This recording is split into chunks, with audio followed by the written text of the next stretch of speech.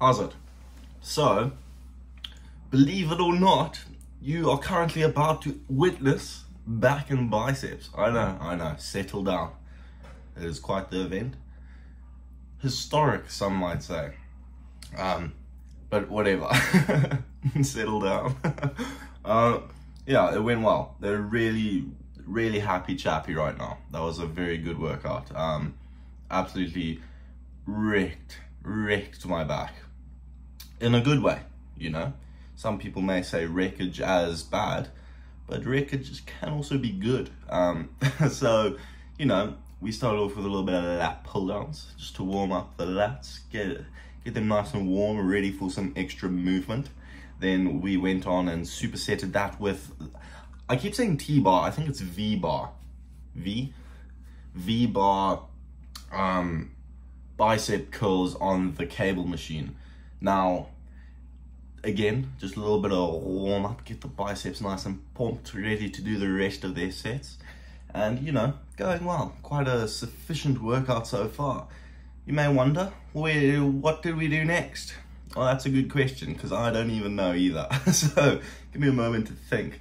I do believe we actually went on to do T-bar, not V-bar, T-bar rows next, which was brilliant. Still maintained as my favorite back workout, just for that upper back squeeze, really good, so good. Supersetted that with wide grip and close grip sway bar curls. There you go. See, we're finally learning all the terminology. It sinks into my brain eventually. It just takes a minute longer than it normally does. And then after that, let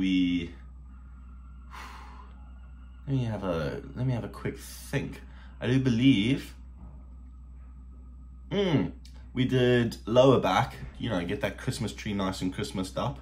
You know, it is getting close to the festive season, so I need to get it outstanding so it can be decorated, as well as supersetted that with what I believe were some rope curls, followed by drag curls when I hit failure for biceps, again on the cable machine, and then a little bit of dumbbell pullovers just for some more lat movement. You know, absolutely phenomenal back and biceps day. You know, really focused on all the movements. I went heavy-ish and just squeezed the nuts out of it. Like damn, still kind of a bit in pain, you know. I think, do you know what I think it was as well? So earlier in the day, I carved the fuck out and over-carved and went into a carb coma, you know? So carb coma equals 1.5 hours sleep that wasn't scheduled. However, that does mean I had a shit ton of energy to burn. So, what do you know? We burnt it. We successfully completed a back day while absolutely frying everything which we're supposed to do. You know, I think I'm just like a bit jovial because, you know, it's not every day you get like a really good lift. You know, it's what you aim for every day, and every day is a good lift. However, not every day is a really good lift, and this was a really good lift. So I'm quite chuffed with that. So, that kind of brings me a bit onto what no, it doesn't actually translate at all, but I think it is an interesting topic. So, as you know, at the end of every one of my videos, I say something along the lines of take everything with a grain of salt. Everything you hear on the internet isn't necessarily true, could be codswallop, etc. So, now with that frame of mind, hear me out. This is, again, a little bit of a philosophical, I wouldn't say, it's a bit of a philosophical thought process, which I have found quite interesting. Now, when I proceed to explain this, bear in mind, again, grain of salt, because I don't have a photographic memory. I can't remember exactly what it said, and this is my interpretation of it and applying it to gym. So, you know, when it comes to lifting, you know, eating, just doing gym in general, and everything in your life, you can really apply this to everything. As I've said many times before, is a hopeless man is a man who refuses to learn. Now, that being said, when you're learning, what are you kind of looking for? What are you taking into account? Are you just absorbing the knowledge? Are you thinking about it and applying it? Are you just letting it go in one ear out the other, like I normally do? So, let's hold on, settle down for a second. So, the reason I always say is do your own research, you know, don't take everything I say from gospel as well as everyone else on the internet. It's because a lot of it is baloney. And unfortunately, people who don't have a understanding of something, in this case it could be gym, they are more likely to understand someone who says something confidently. However, that does not mean it is correct. So,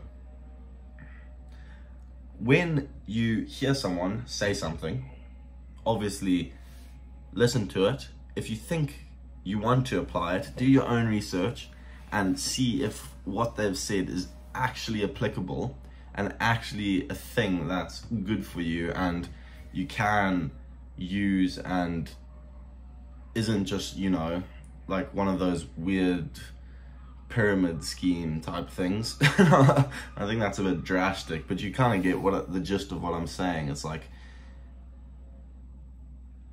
take everything you hear with a grain of salt, especially when it comes to lifting, because there's a whole lot out there, and at least from my experience, I've kind of listened to a lot of it and I've been like, I'm not sure if I entirely agree with this, or I'm not sure if I think this person's, you know, explained this correctly, whatever. Now, I'm not claiming to be a genius, and clearly I'm not if you've watched more than this video. But I think I have a fair understanding of how things work in terms of gym. And I think the best way for you to progress in the gym is by you taking the initiative to go and figure it out by yourself, but also through others, and not just taking people's word for face value, and rather taking it, processing it, and, you know, seeing if it's actually valuable information. So the reason I kind of was bringing this up a bit is because I always found the topic of what is it? It's like, I guess, ego lifting, but it's literally just like lifting heavy or lifting light and really squeezing and contracting the muscle. I found that topic kind of interesting, and I kind of did a bit of research into it, and I understand how both things work to an extent, obviously not brilliantly, but I think the next step that I took was probably the best one I did, is I analyzed it, and I was like, okay, let me see what actually works for me.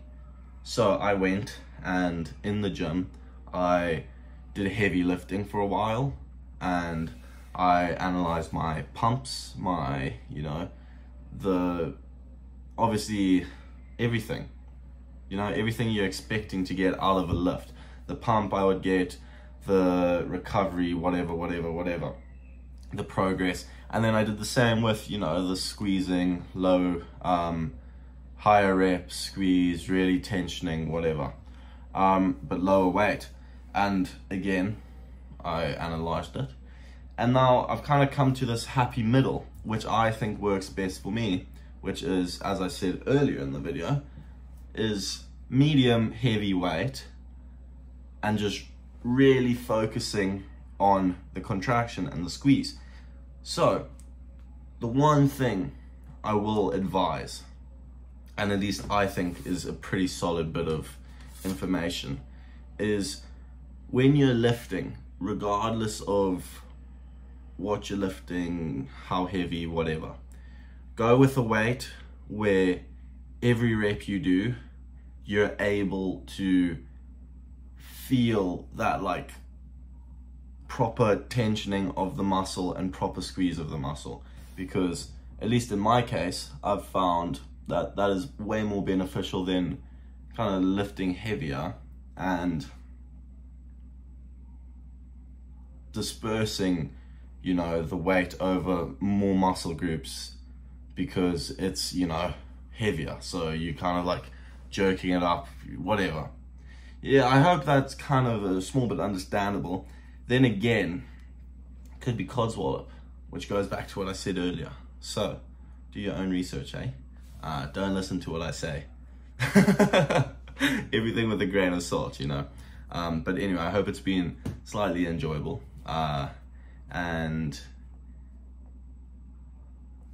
you know, hopefully you can implement a little bit into your life and, you know, improve. Anyway, I hope you've enjoyed, and we'll see you tomorrow.